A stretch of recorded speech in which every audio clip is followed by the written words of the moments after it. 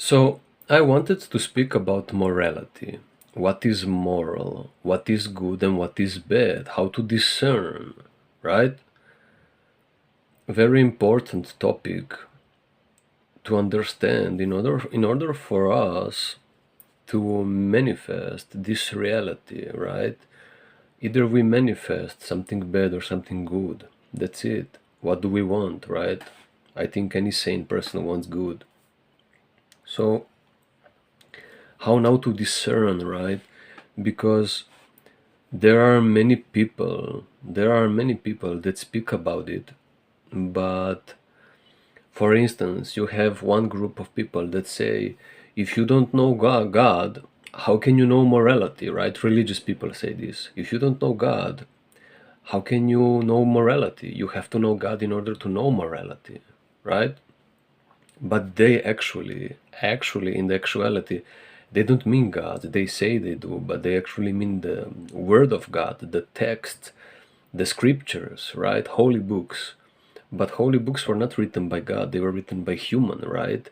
And not just that, we all know how information gets distorted with time, right? Especially centuries old scriptures and information. Even if the true word, the original message, was coming somehow from God, I don't dismiss this option.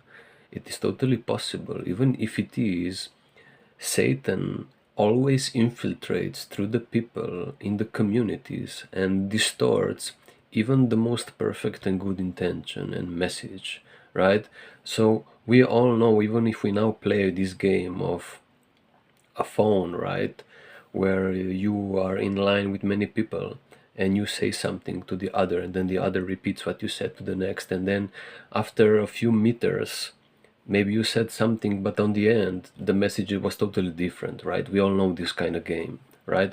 And so now just imagine centuries old informations, so long messages, how actually strongly can get distorted if in one line of people, in just a few meters, one word can fully gets distorted, right? So just imagine centuries old long messages, how much they can get distorted, and they get distorted, they are distorted. And we all know that there is evil, there is Satan on this planet that truly has already infiltrated everywhere, right? Plus, I think that we are now in the stage of evolution where we are discerning enough, we are enough fine attuned to the energy of this reality, that we don't need to follow anymore just rules and conditioning, but actually be aligned with what's demanded from us, with the reality, working from energy, from our whole experience, and not from just from our mind, from our dissociated experience, where we are following the rules because we don't have our own embodied energetic experience, right? We are now evolved enough to finally learn the truth, to finally start being guided by God, by Source, right? Because there are two groups of people primarily. Like, there are people that will say you have to follow, you have to know God in order to know morality, but they actually mean the scripture, right? They don't mean the God, so they are then just following some conditioned rules, and maybe these rules were even forced upon them. And there are many holy scriptures, right? So there are many different rules. So then this actually, then it's not the rule, the morality from God. It isn't any more objective because there are many scriptures and people interpret these scriptures differently. So then this doesn't become, then this isn't anymore an objective, like a rule from God, as in the universal law, but then it becomes a subjective morality, right? Because interpretation is open. And people still are hypocrites and unconscious and they don't abide by them, right? They don't follow them fully, truly, right? So, and then you have the people on the other side that are like, morality is subjective. It is tied actually to different groups of people, cultures, places, and time, right? It's a personal morality, right? Then a changing morality. And so, because they both actually have this changing morality, some admit that they have a changing morality, and some believe that there is an objective morality, but actually they behave very subjectively, right? So I just wanted to say that actually it's now about time to actually start truly depending on God, on the source, right? This is what my school is about. It is teaching you how to become a child of God. It is how to actually start leaving all of these illusions and false life behind and start depending on the source, on the God. Because we are now in the times where we need to unite. We need to unite. For two reasons. One reason is because there is too much pain and suffering in the world, right? You can see we are like about to destroy ourselves, right? So we are in need of unification. So it is a matter of survival, right? We need to unite in order to survive. But also at the same time, the second reason is we need to unite, not because we need to, but because we are now mature enough to realize the truth. We actually are all brothers and sisters. We come from the same source, everybody, right? And so actually to leave this illusion of division behind, not just for survival purposes, because like we need it because we are then actually going to destroy ourselves, but not just for this reason, also for this reason of realizing the truth of life. We truly are brothers and sisters because we live in illusions. We are unconscious, disembodied, right? And therefore separate within, separate outside, right? So it's not everything just about survival in this life. It is also about beauty, flourishment, right? Realizing your fullest potential, not just surviving, but realizing your potential, realizing who you are, who do you belong to in actuality, right? Not who do you think you belong to, but who do you belong to, even if you don't believe in it, right? So truly leaving illusions behind, and finally, because of this, not just survival unity, but flourishing unity, actually, we start to manifest heaven, most beauty possible, right? So, so morality, right? To me, morality is very simple. To me, it's like there are people that say that they will do good things, right? And then they do bad things, right? And even if they do good things, they have a bad intention, right? And so you can fake anything, right? And then there are people that say bad things, but then they do good things, and they can do bad things, but have a good intention, right? So everything can be faked, but there is something that is actually the factor that determines when something is good or something is bad. What is this factor? So this factor is hidden in intention, right? Intention is that energy that moves you to speak and do something, right? There is nothing beneath that, right? So the intention is the source, because it is the energy that moves us in this world, right? So, in my view, you're either working from a selfish intention or selfless intention. This is the only factor for me and in actuality that determines what kind of effect you will have in society, a good one or a bad one, right? So You can have a selfish intention, but you may speak good things and do good things, right? You can fake it, but your intention is selfish. And if your intention is selfish, no matter if you do good and you say good, you actually will bring negative influence. You will negatively influence society because you're actually aware of that or not, aware or unaware. You are manipulating situation. You are lying and pretending. Aware of that or not, it doesn't matter. This is how you behave. If you have a selfish intention, you are actually first doing it for yourself, speaking good things to the others, trying to be perceived as the good doer in this life, but you are actually doing it for yourself, right? But hiding this fact or be unaware of it, right? There are people that are aware of it, but there are also people that are unaware of it, right? Unconsciousness does exist. And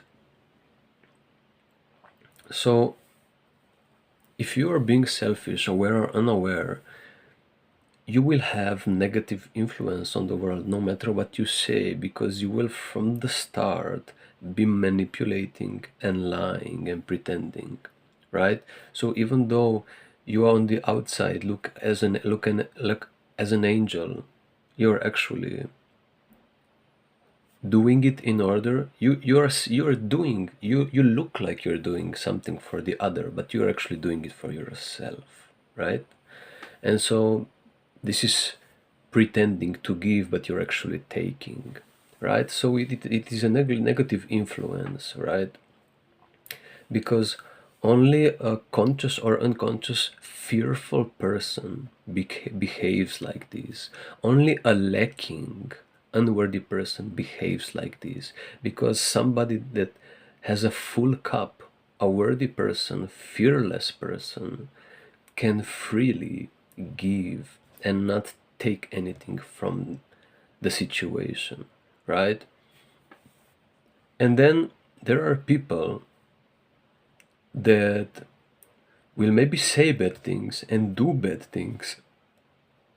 They will seem like an evil person, but they will have a selfless intention, right? You can have a selfless intention and be seen as bad, but actually that bad is fully aligned with the situation.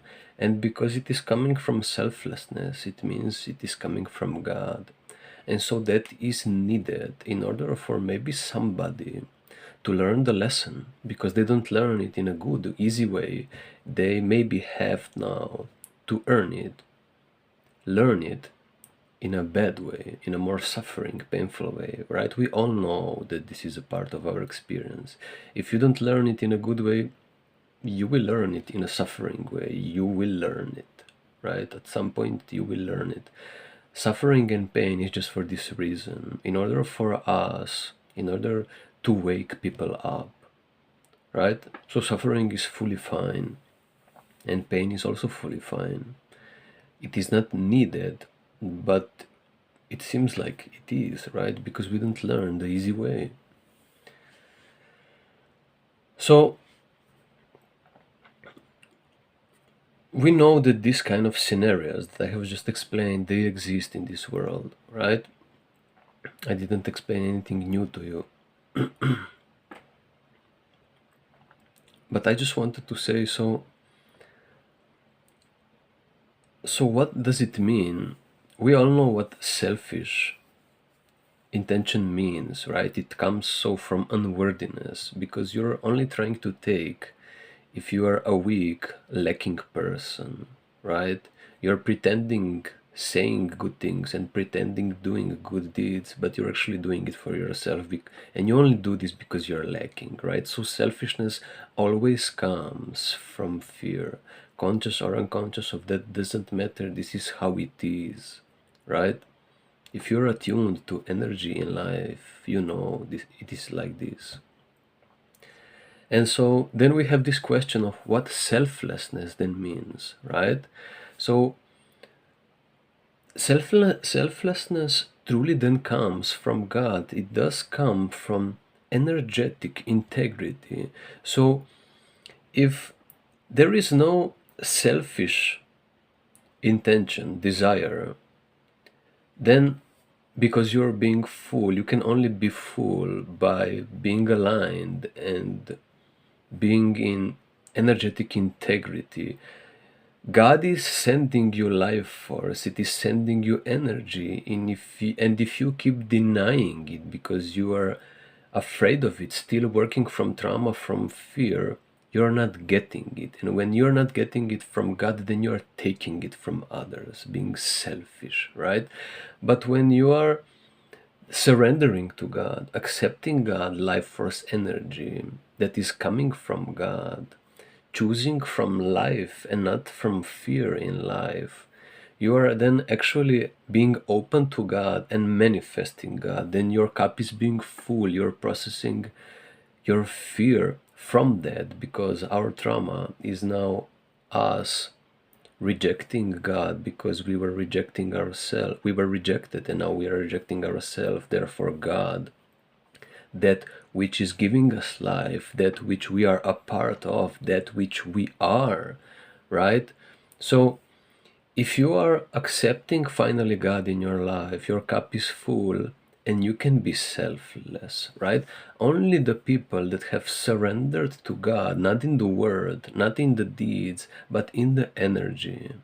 So holistically, not anymore in some kind of dissociated way of living, just through the mind or through the deeds, but in the energy, right? Energetic integrity, this is what it means. Only the people that have holistically surrendered to God can be selfless and actually do have good intention on the planet. This is how it is, right? Everybody else is just striving, or not even striving, to be like that, right? So I truly believe we are mature enough to start learning this and realizing this, coming to this realization and start attuning. Start with courage, facing our own fear, so we can start attuning and aligning and being directly guided by God. Because if then you are being like this, being guided by God, you will be purified from your fear, because we have fear of God. This is the effect of the trauma, right? Fear of we were rejected, we rejected ourselves, and now we are rejecting God, right? This is the ultimate effect of trauma. Check one of my previous videos. And so now, in acceptance of God, with courage, we fill our own cup. We process the fear in our experience. We process our trauma by aligning with God. Fill our own cup and therefore become selfless. And once you're becoming selfless, you give with your words, no matter how they look like, and you give in your deeds, no matter how they look like, even if they look good or bad. Your intention is coming from selflessness, from God. And so God is putting in this reality what people need and what they actually want, right? What is actually needed in order for us to evolve, right? Some people need good words and good deeds, and some people will only learn through bad words and bad deeds, right? But until there is till there is selfless intention, it doesn't matter what you say and what you do. If intention is selfless, then it is coming from God, and it is just what it is needed for that person, for that group of people, for yourself, for the whole world, in order to come to God, right? Because God is trying to unite us. And so if you are working for God in energy by being selfless, you can only become selfless once you surrender to God. Then you will be used as the tool to unite people and bring them back to realization that we are a child of God. That's it. This is my morality. This is the universal morality, right? This is the morality where we all align and we actually want it. Because with this kind of morality, everything that's the problem in our lives gets resolved, right? The only problem in our life is the disembodied human being. Human being afraid of himself, therefore of God, right? Because we are apart from it, we are it, right? So a human being living in fear, and then because of that being lacking and unworthy, and then taking and dominating the world, right? This is the whole problem. So only through God we can become whole and become a tool of unification in this world. It's the only way, right? One of the next videos will be energetic integrity. Check it out. It's speaking about the same thing. It all does revolve and comes from God, from Source. And now it's time for us to realize this, start embodying, start surrendering with courage and awareness to this fact, and start embodying what is most present here. Because if you remove selfish desire, selfish intention, what remains? You are still here, right? So what remains if you remove falsehood? It remains what dead. You still remain here, right? So what remains if you remove falseness? What does remain? Truth, right? So if you remove yourself from the picture, the only thing that stands, that exists, that stays, is God, right? So if you remove fear from the experience, you remove selfishness. If you remove that, then God remains, that which is giving us life, right? The aliveness that we are. And so if that remains, love for life, the life itself, then we give life, no matter how it looks, how it speaks, how it behaves. It doesn't matter how it looks, even if it looks bad. If it's coming from life, it will bring more life, right? This is all common sense. Just think it for yourself. Use your own intelligence. So this is morality for me. This is what morality is for me. This is an objective morality. It's like a universal law. It is the universal law. It is the law. And only by living according to it, we can bring more life, a civilization full of life, therefore heaven, right? So only in this way, right? There is no other way. It is so simple, and changing it can only distort it, right? Because it is already so simple in its core, in its truth, in its reality, actuality, groundedness, right? It's very simple. And so this is what we need to do. We are mature enough at this point where we can realize and embody this. And therefore, actually, in the process of it, prove to ourselves the existence of God, right? Not just belief in God, but actually proving it in our everyday experience, in the groundedness of life through this body, the proof of God, right? Because if we are living according to this law, this objective morality that only can come by surrendering to God, we have just proven God, right? There was a condition set by God in place, and only if we abide by this condition, if we obey it, we can realize and manifest this kind of reality, a godly, divine reality, right? It's mind-blowing. You can only prove through your own embodiment the existence of God. Do it. It's about time. Not just for survival, as in, oh, it's urgent. Yes, also for that reason, but also because of you realizing your divinity. your royalness, actually, right? Your power. It's beautiful.